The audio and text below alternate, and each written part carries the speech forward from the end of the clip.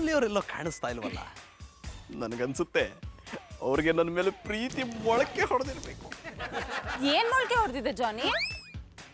ಅದು ಊರಿಂದ ತಾತ ಫೋನ್ ಮಾಡಿದ್ರು, ಅವರು ಭತ್ತ ಹಾಕಿದ್ರಲ್ಲ ಅದು ಮೊಳಕೆ ಹೊಡೆದಿದೆಯಂತೆ. ಮತ್ತೆ ನಮ್ಗೆ ಎಷ್ಟು ಖುಷಿ ಆದ್ಮೇಲೆ ಅವರು ಖುಷಿಯಾಗಿರಲ್ವಾ? ಇದೇ ಖುಷಿಗೆ ಹೊರಗಡೆ ಕರ್ಕೊಂಡು ಹೋಗ್ಬೇಕಾ? ಇಬ್ರು ಮನೆಯಿಂದ ಆಚೆ ಹೋದ್ರೆ ಮನೆ ಕೆಲಸ ಮಾಡೋರು ಯಾರು? ಹೋಗಿ ಅಡಿಗೆ ಮನೇಲಿ ಪಾತ್ರೆಗಳಿವೆ, ತೊಳ್ದಿಟ್ಬಿಡಿ. ಆಯ್ತು, ತೊಳಿತೀನಿ ಬಿಡು. ಬಿಡೋದಲ್ಲ, ಈಗ್ಲೇ ಹೋಗಿ. ಅಲ್ಲಿಂಗ್ ಈಗ ತಾನೇ ಬಟ್ಟೆ ಹೋಗದ್ ಬಂದಿದ್ದೀನಿ, ಸ್ವಲ್ಪ ಉಸಿರಾಡಕ್ಕಾದ್ರೂ ಟೈಮ್ ಕೊಡು. ಎಲ್ಲಿ ಉಸಿರು ತಗೊಳ್ಳಿ, ಹಾಗೆ ಉಸಿರು ಬಿಡಿ. ಇಷ್ಟ ಸಾಕಾ? ಮಧುರವ್ರೆ, ಹೂ ಆರ್ ಯು? ಪುಟ್ಮಲ್ಲಿ ಅವರದು ಹೂ ಆರ್ ಯು ಅಲ್ಲ, ಹೌ ಆರ್ ಯು? ಮಧುರವ್ರೆ, ಹೂ ಆರ್ ಯು? ಪುಟ್ಮಲ್ಲಿ ಅವರೇ, ಅದು ಹವಾಯು. ಹಿಡಿದ್ರೆ ಜಾಡ. ನಾನ್ ತುಂಬಾ ಚೆನ್ನಾಗಿದ್ದೀನಿ, ನೀವ್ ಹೇಗಿದ್ದೀರಾ? I am fine. ಪುಟ್ಮಲ್ಲಿ ಅವರದು ಫೈನ್ ಅಲ್ಲ, ಐ ಆಮ್ ಫೈನ್. ಪುಟ್ಮಲ್ಲಿ ಅವರೇ, ಅದು ಫೈನ್. ಹಿಡಿದ್ರೆ ಜಾಡ. ನಂಗೆ ಗ್ರೂಮಿಂಗ್ ಕ್ಲಾಸಿಗೆ ಲೇಟ್ ಆಗ್ತಿದೆ, ಸಂಜೆ ಸಿಗ್ತೀನಿ. ಹೋಗ್ಬಿಟ್ಟು ಬನ್ನಿ.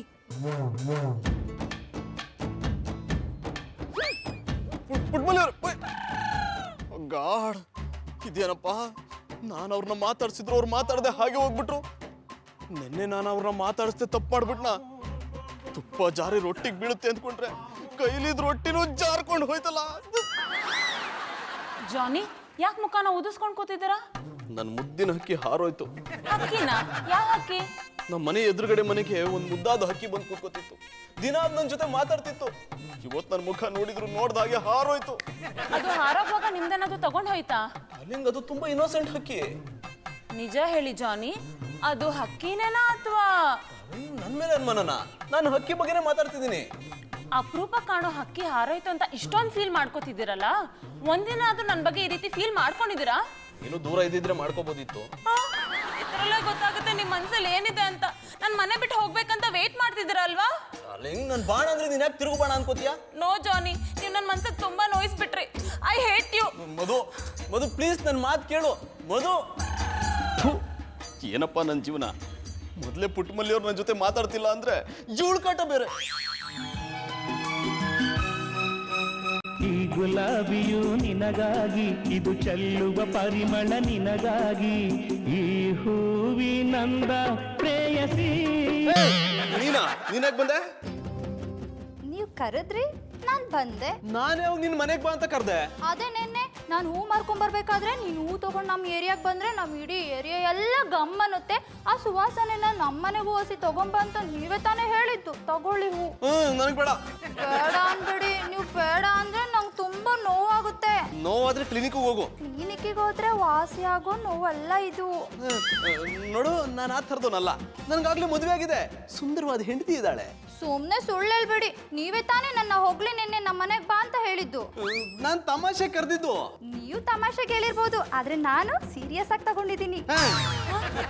ಜಾನಿ, ಯಾರಿದು?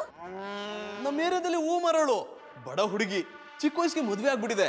ಗಂಡ ಕುಡುಕ ಬಿಟ್ಟೋಗ್ಬಿಟ್ಟಿದ್ದಾನೆ. 3 ಜನ ಮಕ್ಕಳು, 6 ವರ್ಷದೊಂದು, 3 ವರ್ಷದೊಂದು, 1.5 ವರ್ಷದೊಂದು. ಹೊಟ್ಟೆ ಪಾಡ್ಗೋಸ್ಕರ ನಮ್ಮ ಮನೆಗೆ ಹೂ ಮಾರಕ್ ಬಂದಿದ್ದಾಳೆ. Very good. ಇವ್ಳ ಬಗ್ಗೆ ಬಯೋಗ್ರಫಿ ಬರೆಯೋ ಹಾಗಿದೆ. ನೋ ಮಧು, ಮತ್ತೆ ಇಷ್ಟೊಂದು ಡೀಟೇಲ್ಸ್ ಯಾಕೆ ಕಲೆಕ್ಟ್ ಮಾಡಿದಿರಾ? ಇಷ್ಟೊತ್ತು ಅವಳೇ ಹೇಳಿದ್ದು. ನೋಡಮ್ಮ, ನಮ್ಗೆ ಹೂವಿನ ಅಗತ್ಯ ಇಲ್ಲ, ಆಚೆ ಹೋಗು. ನಿಮ್ಗಿಲ್ದೇ ಇರ್ಬೋದು, ಆದ್ರೆ ಇವ್ರಿಗಿದ್ಯಲ್ಲ, ಇವ್ರೇ ನನ್ನ ಬಾ ಅಂತ ಕರೆದಿದ್ದು. ನಾನೆಲ್ ಬಾ ಅಂತ ಕರೆದೆ? ಅದೇ ನಿನ್ನೆ. ಡಾರ್ಲಿಂಗ್, ಇವಳು ಸುಳ್ಳು ಹೇಳ್ತಿದ್ದಾಳೆ. ಅವ್ರು ಹೇಳಿದ್ ಕೇಳಿಸ್ತಲ್ಲ, ಆಚೆ ಹೋಗು.